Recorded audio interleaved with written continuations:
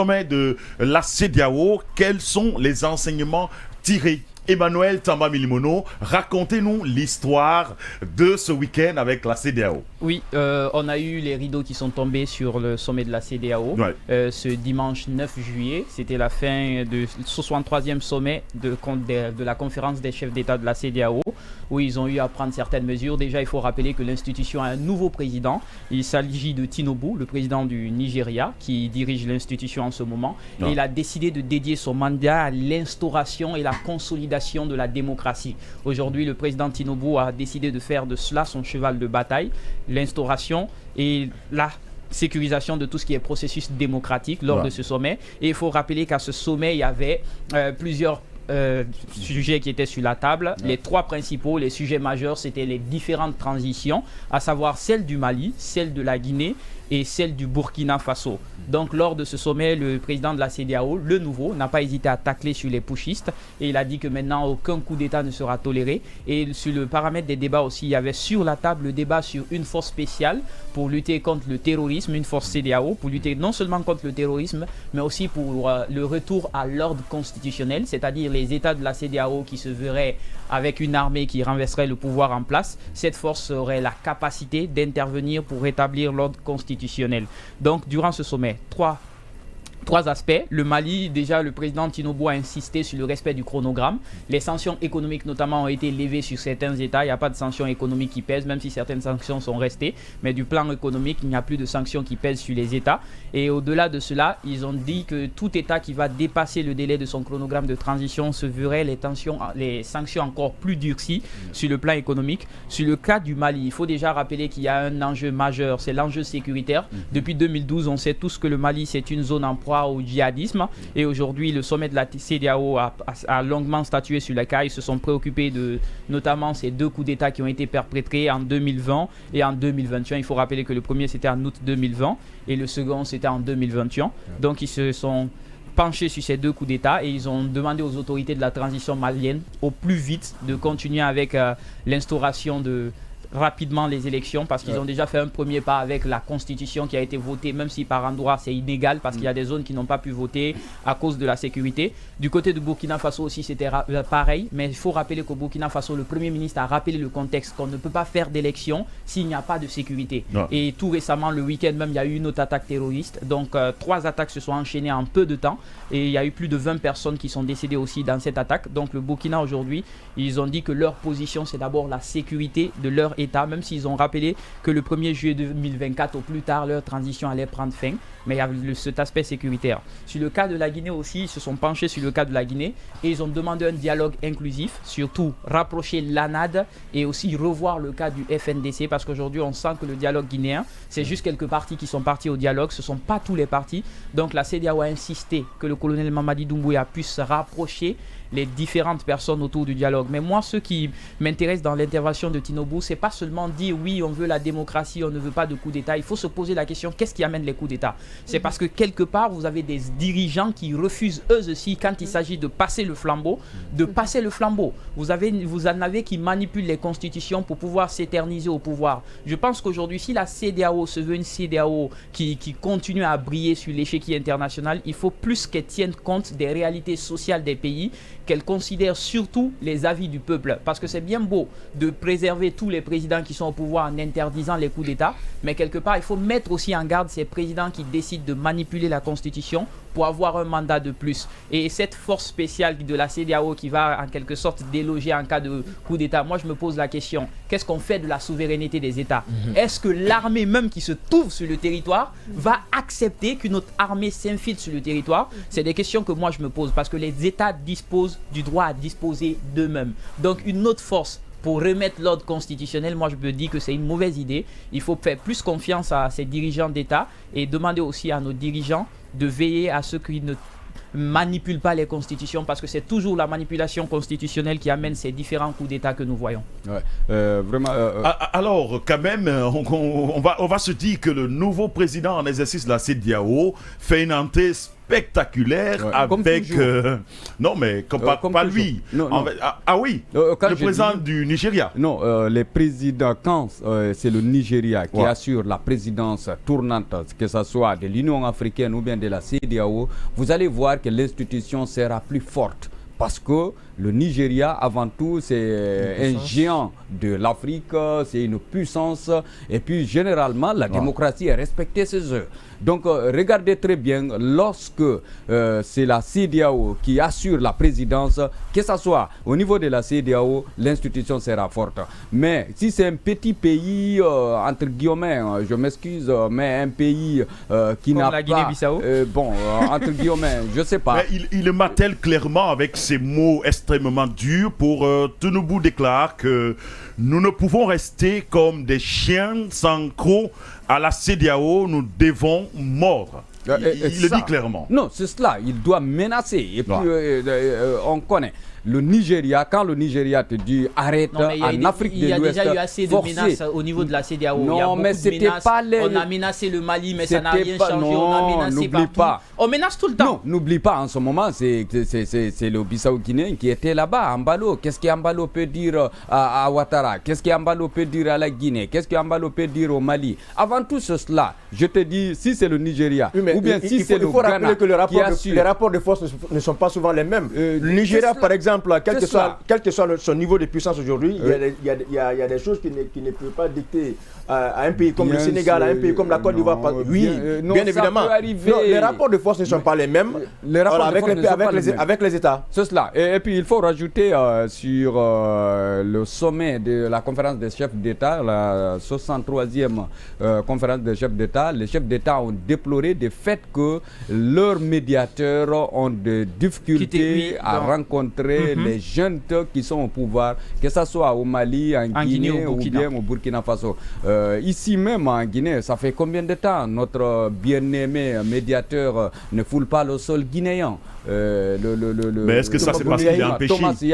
Est-ce que c'est parce qu'il est empêché? Mais en tout cas, il a quitté sans dire au revoir. Il a quitté sans que... Ils ne l'ont jamais empêché de venir en Guinée.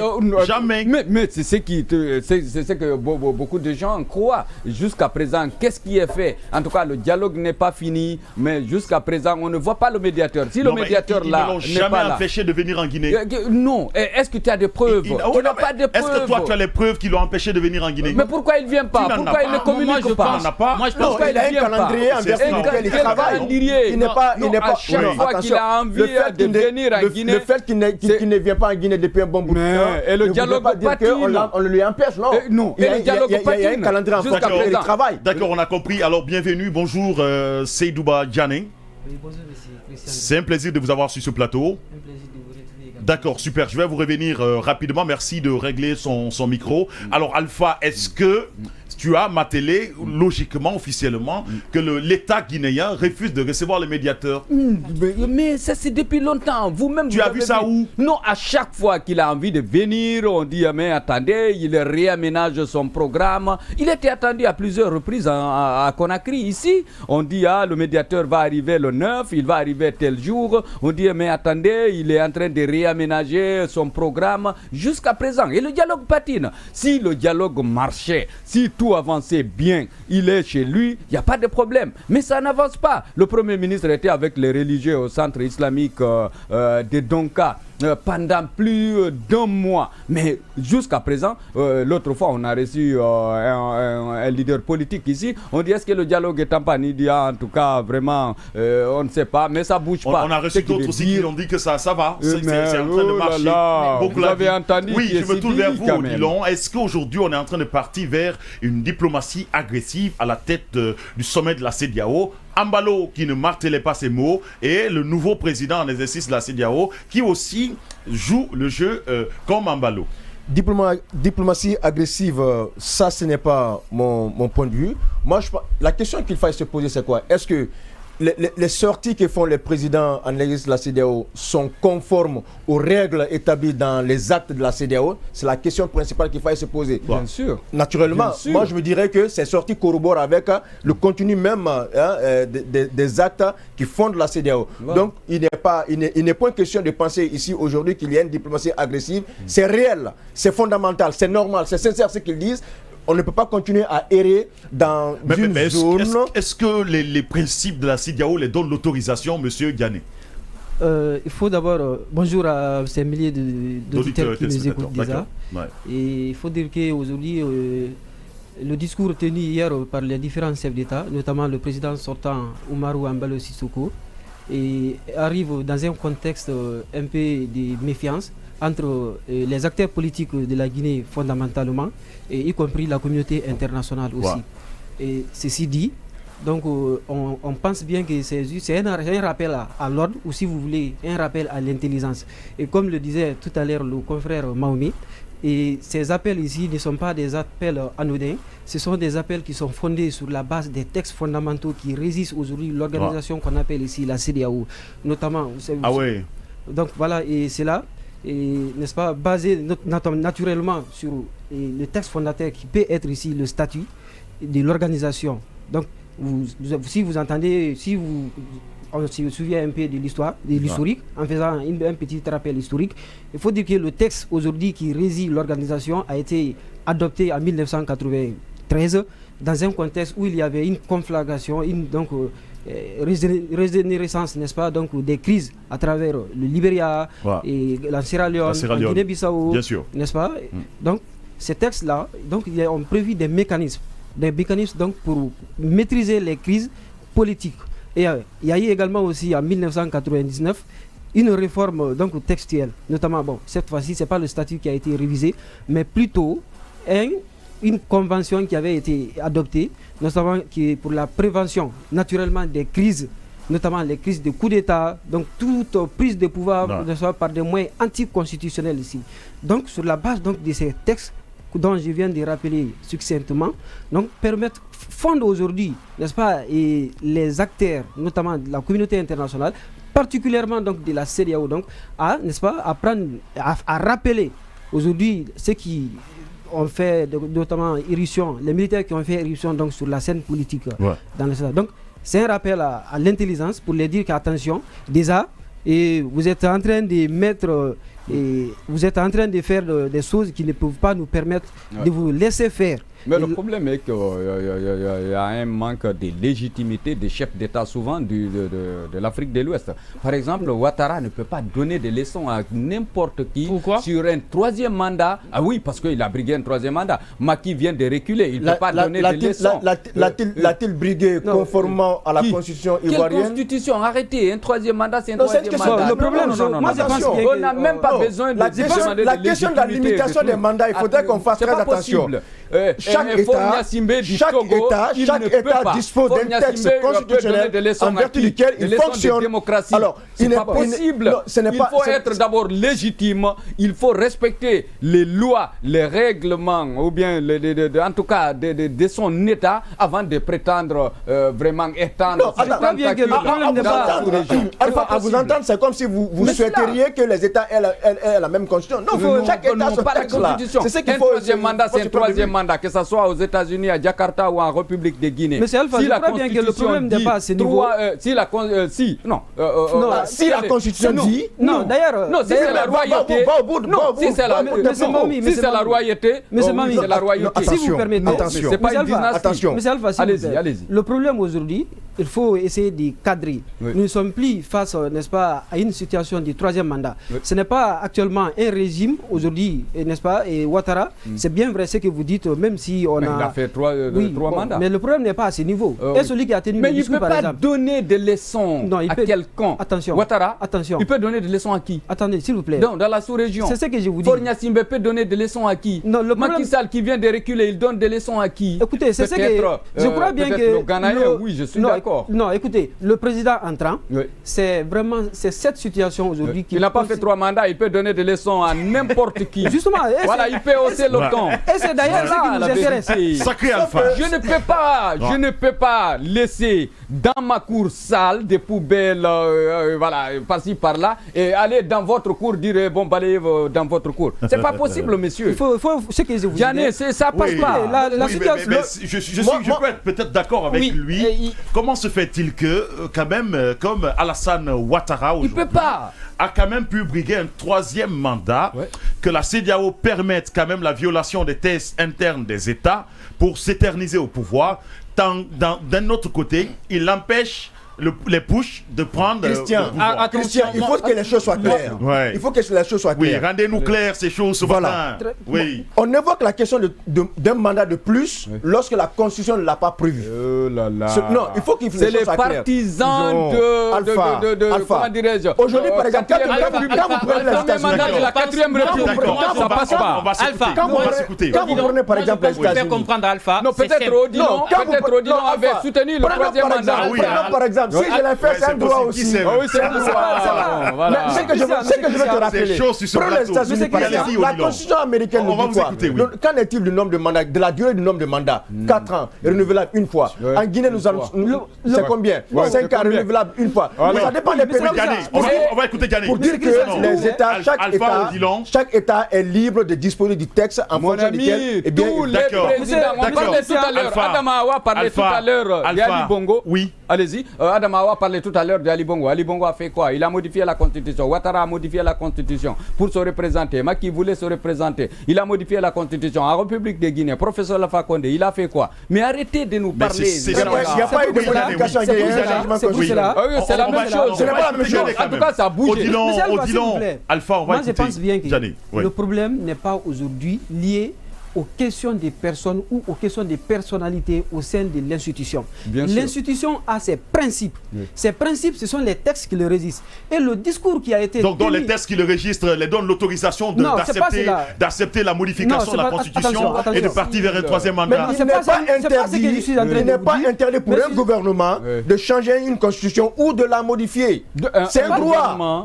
C'est un droit. Ah oui. Mais c'est bizarre. Ah oui. Et qu'est-ce que tu fais? Pour permettre à un individu de se représenter 3 fois. Oui. Ah mais non, mais Alpha, le président a combien de mandats? Guinée a combien de mandats? Je vais le réitérer. Mais Alpha et Odilon, attendez, on va s'écouter les gars. Guinée a combien de mandats? Carrément monopoliser la parole. Poutine, c'est un exemple. La régie, la technique, je vous demande de couper Alpha et Odilon. Voilà. Allons-y. Ce serait une violation de droit sur le plateau. Oui, légal. Il faut essayer de dépersonnaliser l'institution.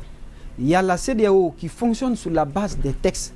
C'est sur la base de ces textes-là que les différents discours tenus hier, par d'ailleurs des personnes qui ont une légitimité d'évoquer le sujet des changements, n'est-ce pas, à opérer dans les États comme la Guinée, le Mali, le Burkina Faso. Notamment, M. Alpha parle, n'est-ce pas, des questions de Ouattara, de Maki, d'Alpha, de Nyassengbe, d'Ali Bongo et autres là. Mais qui a tenu le discours hier? Le président sortant, Omarou Ambalosigou. Nous savons tous comment. Légitime. Mais voilà donc.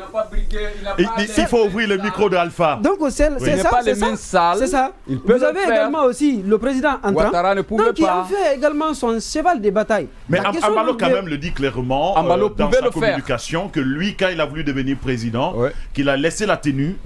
Il est parti, il a tenté une première fois, ça n'a pas marché. Une seconde fois, ça a marché. Mais en fait, la question qu'on se pose aujourd'hui, la CEDEAO des peuples ou la CEDEAO des États?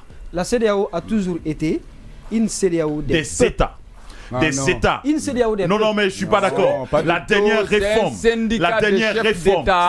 réforme de la CEDEAO, lors de la célébration de la date d'anniversaire d'indépendance de la CEDEAO, j'ai eu l'occasion quand même de siéger avec les acteurs de la CEDEAO en Guinée, qui ont effectivement martelé cette question de dire que nous avons envie de passer de la CEDEAO des États à la CEDEAO des peuples. Parce que la CEDEAO des États, c'est une combinaison de gangsters à la tête d'une institution qui décide effectivement de ce qui doit se passer. Qu'est-ce que je fais? Je suis d'accord avec toi. Je suis d'accord avec toi. Non, ce n'est pas écoutez. Vous savez, il y a les États, les organisations internationales ici, n'est-ce pas, font face à plusieurs défis. Les organisations internationales fonctionnent à l'image des États. il y a des défis, n'est-ce pas, qui s'imposent à un moment donné. C'est comme si vous disiez tout à l'heure, n'est-ce pas, que vous dites que c'est qu'on appelle l'ONU, l'Organisation des Nations Unies ici, aujourd'hui n'est qu'un conglomérat, n'est-ce pas, des 5 géants du monde. Et c'est cela, mais c'est la pas réalité. C'est les 5 là qui tirent. C'est les 5 là qui tirent. On ne va pas parler de l'Organisation des Nations Unies. Non, c'est pas, en fait, j'essaie de faire un parallèle. J'essaie de faire un parallèle pour dire que la CEDEAO a sa manière de fonctionner. Et là, quand la décision est prise, lorsque c'est à l'avantage des États, tout de suite, on acclame. Non, des chefs d'État. Non, des chefs d'État. La CEDEAO, avant tout... Quelle est la décision de la CEDEAO qui a l'avantage des États? Ce n'est plus la CEDEAO. Ce n'est plus la CEDEAO des peuples, c'est la CEDEAO des chefs d'État même. C'est un syndicat, des chefs d'État. Des possibles gangsters. Non, c'est pas un syndicat. C'est un gangster en fait. C'est pas cela. Regardez comment la CEDEAO a traité l'affaire du 3e mandat. Lorsque le professeur Alpha Condé voulait briguer un 3e mandat et lorsque Ouattara voulait briguer un 3e mandat, c'était différent. Alpha, attention, moi j'ai un truc que vous devez comprendre. Chaque gouvernement profite des failles de son système et de ses lois. Si la loi permet à un président, Macky Sall l'a rappelé, il profite des failles du système. Aujourd'hui, le 3e mandat, comment on fait pour le légaliser? On vote une nouvelle constitution, on soumet un référendum, le peuple se prononce sur la constitution, ce qui est tout à fait légal. C'est normal pour un président de demander de faire une nouvelle constitution. C'est le peuple souverain qui décide s'il est pour ou contre la constitution. Mais si cela on connaît comment le référendum passe.